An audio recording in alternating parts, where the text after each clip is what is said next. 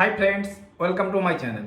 আমি সনাতন পাল আপনাদের সামনে আরও একটা নতুন পাসপোর্ট রিলেটেড ভিডিও নিয়ে চলে এসেছি। যারা তৎকালে পাসপোর্ট বানিয়েছেন এই ভিডিওটা তাদের জন্য, যারা ভাবছেন তৎকালে পাসপোর্ট বানাবেন এই ভিডিওটা তাদের জন্য, যারা নর্মালে বানাচ্ছেন তাদের জন্য এই ভিডিওটা নয়। তো যারা তৎকালে পাসপোর্ট বানিয়ে ফেলেছেন তাদের এখন কি করণীয়। তৎকাল পাসপোর্ট বানানোর ক্ষেত্রে কি হয়, আমার সাথে অনেকেই কন্ট্যাক্ট করেছে যে তৎকাল পাসপোর্ট বানিয়েছি, বানানোর পরে বাড়িতে নোটিশ এসছে, এখন কি করব। তা সবার প্রথমে আমি বলে রাখি, যারা তৎকাল পাসপোর্ট বানিয়েছেন, যাদের এখনো পর্যন্ত পুলিশ ভেরিফিকেশন হয়নি, তারা কিন্তু যত তাড়াতাড়ি সম্ভব পাসপোর্ট অফিস, রিজনাল পাসপোর্ট অফিসে গিয়ে ওখানে অ্যাপ্লিকেশন করুন যে আমার পুলিশ ভেরিফিকেশনটা তাড়াতাড়ি হয়ে যাক। যদি পুলিশ ভেরিফিকেশন না হয় সেক্ষেত্রে কিন্তু আপনার বাড়িতে নোটিশ আসবে। নোটিশ কী আসবে? শো কজ নোটিশ আসবে। যদি আপনি তৎকাল পাসপোর্ট বানিয়ে থাকেন, আপনি যদি তৎকাল পাসপোর্ট হাতে পেয়ে যান, আপনার পুলিশ ভেরিফিকেশন হয়নি, সেক্ষেত্রে কিন্তু আপনার বাড়িতে শোকেস নোটিশ আসবে। শোকেস একবার নোটিশ আসলে আপনার কিন্তু অনেক সমস্যা হয়। কীরকম সমস্যা হয়? আমার কাছে অনেকে মেসেজ এমনও করেছে যে পাসপোর্ট নিয়ে দুই একবার বিদেশে ঘুরে আসার পরে শোকেস নোটিশ এসছে, তৃতীয়বার যখন বিদেশে যেতে গেছে সেক্ষেত্রে কিন্তু তার বর্ডার থেকে আটকে দিয়েছে। বর্ডার, চেকপোস্ট, এয়ারপোর্ট, এরকম প্রচুর মেসেজ, প্রচুর ফোন কল আমার কাছে রেগুলার আসছে। তা সেক্ষেত্রে আপনার কি করণীয়? আপনার কাছে যদি নোটিশ আসে সেক্ষেত্রে কিন্তু আপনাকে প্রথমে ওই নোটিশটা নিয়ে আপনাকে যেতে হবে। যদি ওয়ার্কিং দেয় তাহলে ওয়ার্কিং নিয়ে আপনাকে সরাসরি যেতে হবে পাসপোর্ট অফিসে, পাসপোর্টটা জমা করে আসতে হবে, আর আপনার পুলিশ ভেরিফিকেশনের জন্য ওখান থেকে অ্যাপ্লিকেশন করানোর রিকোয়েস্ট করতে হবে। যখন আপনার পুলিশ ভেরিফিকেশন ক্লিয়ার হয়ে যাবে, পাসপোর্টটা আবার আপনি পেয়ে যাবেন, মানে আপনার বাড়িতে বাই পোস্টে আবার পাঠিয়ে দেবে। তা সেই জন্য প্রথমত আপনাদেরকে বলি যে তৎকাল পাসপোর্ট বানাবেন না। যদি একান্ত মেডিকেল এমার্জেন্সি না হয় তাহলে তৎকাল পাসপোর্ট বানাবেন না। যারা তৎকাল পাসপোর্ট বানিয়ে বিদেশে যায় ট্রিটমেন্টের জন্য, তাদের অনেক টাকা পয়সা আছে, অনেক হায়ার ক্লাস, কিন্তু আপনার কিন্তু অত টাকা পয়সা নেই যে পরবর্তীতে আপনি তৎকাল পাসপোর্টটাকে আবার নর্মাল ক্যাটাগরিতে নিয়ে আসবেন। সেক্ষেত্রে আপনি তৎকাল পাসপোর্টটাকে নর্মাল ক্যাটাগরি আনতে পারবেন না। আমি আপনাদেরকে এটাই বলবো, ট্রিটমেন্ট ছাড়া, ধরুন আপনি পাসপোর্ট করে ট্রিটমেন্ট করবেন, ট্রিটমেন্ট ছাড়া কিন্তু আপনি তৎকাল পাসপোর্ট বানাবেন না। তা বেশিরভাগ মানুষ কি করেছে, কোনো একটা এজেন্ট ধরে সেই এজেন্ট বলেছে 3 দিনের ভিতরে পাসপোর্ট তৈরি হয়ে যায়। তা 3 দিনের ভিতরে পাসপোর্ট তো পেয়ে গেছে হাতে, কিন্তু পরবর্তীতে যখন নোটিশ এসছে সেই এজেন্টকে আর খুঁজে পাওয়া যায়নি। তা সেই জন্য বলছি, তৎকাল পাসপোর্ট বানানোর 100বার চিন্তা ভাবনা করুন।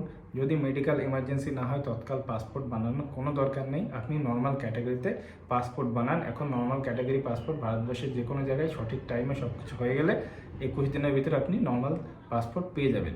অনেকে ভাবছেন পুলিশ ভেরিফিকেশনটা স্কিপ করে দেবো, না, পুলিশ ভেরিফিকেশন আপনি টেম্পোরারি স্কিপ করতে পারবেন, কিন্তু পরবর্তীতে কিন্তু আপনাকে ওই পুলিশ ভেরিফিকেশন করাতেই হবে। পুলিশ ভেরিফিকেশন না করালে ওই পাসপোর্টের কোনো ভ্যালু নেই। আপনি 2-3 বার হয়তো বিদেশে ঘুরে আসতে পারবেন, 1-1.5 বছরের ভিতরে হয়তো আপনার কাছে নোটিশ আসবে না, কিন্তু নোটিশ আসবে। 1 বছর পরে আসলেও আসবে, 2 বছর পরে আসলেও আসবে, 3 বছর পরে আসলেও আসবে। ইন কেস নোটিশ আপনার কাছে আসলো না 5 বছর, 7 বছর। আরও একটা জিনিস বলে দিই, যারা তৎকাল পাসপোর্ট করেছেন, বিদেশে পৌঁছে গেছেন, দেখবেন তাদের যদি নোটিশ এসে থাকে, নোটিশের নিচে একটা লেখা আছে এক্সপ্লেনেশন। সঠিক এক্সপ্লেনেশন আপনাকে করতে হবে।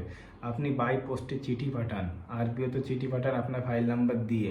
হ্যাঁ, আপনি বিদেশে আছেন এই মুহূর্তে, আপনি যখন আসবেন, রিটার্ন আসবেন, তখন আপনি পুলিশ ভেরিফিকেশনটা করিয়ে নেবেন যদি আপনার পুলিশ ভেরিফিকেশনের সমস্যা হয়ে থাকে। আর হ্যাঁ, আপনি যদি এরকম কনফিডেন্স থাকেন যে তৎকাল পাসপোর্ট করার পরে পুলিশ ভেরিফিকেশন আপনি করিয়ে নেবেন, কোনো অসুবিধা নেই, আপনি তৎকাল পাসপোর্ট করে নিতেই পারেন।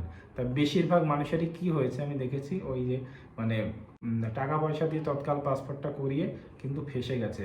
এখন তাদের একদিন কলকাতা যেতে হচ্ছে, একদিন পুলিশ ভেরিফিকেশন হচ্ছে। তা অনেকের এমনও হয়েছে 2 বার কলকাতায় গেছে, কলকাতা যাওয়ার পরে পুলিশ ভেরিফিকেশন 2 বারই অ্যাডভার্স পাঠিয়েছে, মানে আপনার পুলিশ ভেরিফিকেশন কোনো নেগেটিভ রিপোর্ট পাঠিয়েছে। তা সেক্ষেত্রে কিন্তু অনেকটাই সমস্যার ভিতরে পড়বেন তৎকাল পাসপোর্ট করতে গেলে। আর তৎকাল পাসপোর্ট করার পরে যদি আপনি বাড়ি থাকেন তাহলে তৎকাল পাসপোর্ট করার কোনো মানে হয় না। তৎকাল পাসপোর্ট মানে এটাই যে আজকে আপনি পাসপোর্টটা পাবেন, কালকে ভিসা লেগে যাবে, পরশুদিন আপনি দেশের থেকে বাইরে যাবেন। সেক্ষেত্রে তৎকাল পাসপোর্ট আপনার খুবই দরকার পড়তে পারে, সেক্ষেত্রে আপনি তৎকাল পাসপোর্ট বানান। বাকি আপনি নর্মাল ক্যাটাগরি পাসপোর্ট বানান, পাসপোর্ট বানানো কোনো অসুবিধা নেই। আর যারা তৎকাল পাসপোর্ট বানাবেন ভাবছেন, আশা করছি আমার কথা শুনে বুঝতে পেরেছেন কি কি সমস্যা হতে পারে।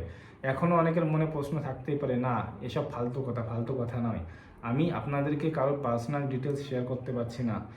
অনেকেই আমাকে মেসেজ করেছে এবং পাঠিয়েছে, ছবি পাঠিয়েছে যে নোটিশটা এসছে, নোটিশের ছবি, এমনকি শোকেস নোটিশও অনেকের কাছে এসছে।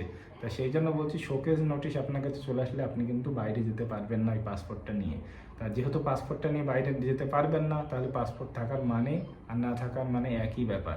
তা সেই জন্য বলছি, পাসপোর্ট করবেন, কোনো অসুবিধা নেই, কিন্তু পুলিশ ভেরিফিকেশনটা কিন্তু ক্লিয়ার করাতেই হবে। পুলিশ ভেরিফিকেশন ক্লিয়ার না করালে কিন্তু আপনার পাসপোর্টটার কোনো ভ্যালু থাকবে না ইন ফিউচার, যতদিন না আপনার কাছে শোকেস নোটিশ আসে। শোকেস নোটিশ একবার চলে আসলে আপনাকে কিন্তু, আবারও বলছি, বর্ডারে, চেকপোস্ট, এয়ারপোর্ট, যেখান দিয়ে আপনি এক্সিট হতে যাবেন সেখানে কিন্তু আপনাকে আটকে দেবে। দয়া করে, যদি খুব এমার্জেন্সি না থাকে তাহলে তৎকাল পাসপোর্ট বানাবেন না। আপনার নর্মাল ক্যাটাগরি পাসপোর্ট বানান, সেক্ষেত্রে আপনারও সুবিধা, গভর্নমেন্টেরও সুবিধা। নর্মাল ক্যাটাগরি পাসপোর্ট কি হয়, আপনার নর্মাল ক্যাটাগরি পাসপোর্ট আগে পুলিশ ভেরিফিকেশন হয়, তার পরবর্তীতে আপনি পাসপোর্ট পান। সেক্ষেত্রে আপনার পাসপোর্ট নিয়ে কোনো সমস্যা হবে না। তৎকাল আগে আপনি পাসপোর্ট পেয়ে যাচ্ছেন, তার পরবর্তীতে আপনাকে পুলিশ ভেরিফিকেশন করতে হচ্ছে। তৎকাল পাসপোর্ট বানানো কি প্রয়োজন? সাধারণত আমি দেখেছি তৎকাল পাসপোর্ট বাস টাকা দিয়ে তৎকাল পাসপোর্ট বানিয়ে নিচ্ছে, কিন্তু কোনো কাজ না। তৎকাল পাসপোর্ট নিয়ে মোটামুটি 2-3 মাস বসেই থাকছে। 2-3 মাস বসে থাকা, তার ভিতরে পুলিশ ভেরিফিকেশন আসছে। অনেকে ভাবছে আমার হাতে পাসপোর্ট আছে, পুলিশ কি করবে? পুলিশ অনেক কিছু করতে পারে। অনেক কিছু বলতে, আপনার নামে যে অ্যাডভার্স রিপোর্টটা পাঠিয়ে দেবে, সেই রিপোর্টটা আরপিওতে যাবে, আরপিও থেকে আপনার নামে শোকেস নোটিশ আসবে। আর শোকেস নোটিশটা প্রত্যেক ইমিগ্রেশন অফিসে, মানে ভারতবর্ষের যতগুলো ইমিগ্রেশন অফিসে, সেই অফিসে বাই ওদের পোর্টালে, এমন না যে প্রত্যেক বাই লেটারে পাঠাবে, ওদের পোর্টালে আপলোড হয়ে যাবে আপনার নামের যে পাসপোর্ট নাম্বারটা, সেই নাম্বারটা একটা লিস্টে চলে আসবে। যখনই আপনি দেশ ছেড়ে যেতে যাবেন, ওই পাসপোর্ট নাম্বারটা যখনই এন্ট্রি করবে, ঠিক সেই মুহূর্তে আপনি ধরাটা খাবেন। যখনই ধরাটা খাবেন, তখনই আপনার পাসপোর্টটা নিয়ে নেবে। পাসপোর্টটা নিয়ে নেওয়ার পরে আপনার হাতে একটা লেটার দিতেও পারে, নাও পারে।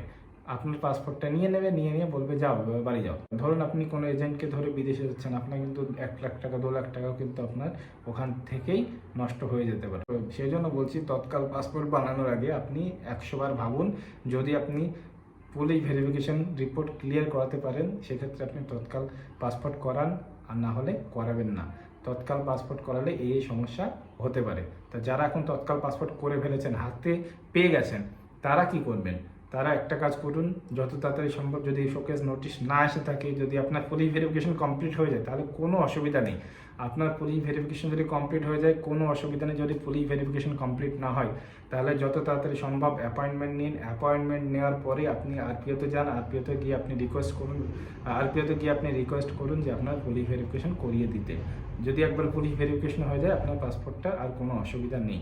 তা সেই জন্য বলছি, তৎকাল পাসপোর্ট করিয়ে ফেললে আপনি পুলিশ ভেরিফিকেশন করিয়ে নিন। যাদের নোটিশ চলে এসছে, নোটিশটা নিয়ে আর পাসপোর্টটা নিয়ে আপনি যান, ওখান থেকে রিকোয়েস্ট করুন, এক্সপ্লেনেশন করুন, তবেই কিন্তু আপনার কথা শুনবে।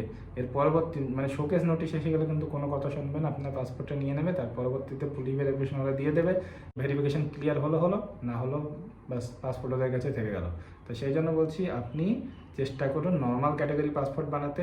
তৎকাল ক্যাটাগরি পাসপোর্ট খুব এমার্জেন্সি, মেডিকেল ট্রিটমেন্ট ছাড়া বানানোর কোনো দরকার নেই। তা আশা করছি আপনাদের বোঝাতে পেরেছি তৎকাল পাসপোর্ট কেন বানাবেন না, নর্মাল পাসপোর্ট কেন বানাবেন। তা যদি আমার ভিডিও আপনাদের ভালো লাগে থাকে, চ্যানেলটাকে অবশ্যই সাবস্ক্রাইব করে ভিডিওটাকে লাইক করে দেবেন। তা চলুন, দেখা হচ্ছে পরবর্তীতে এমন করে ভিডিও নিয়ে। ততক্ষণ সবাই ভালো থাকবেন, সুস্থ থাকবেন। জয় হিন্দ, জয় ভারত।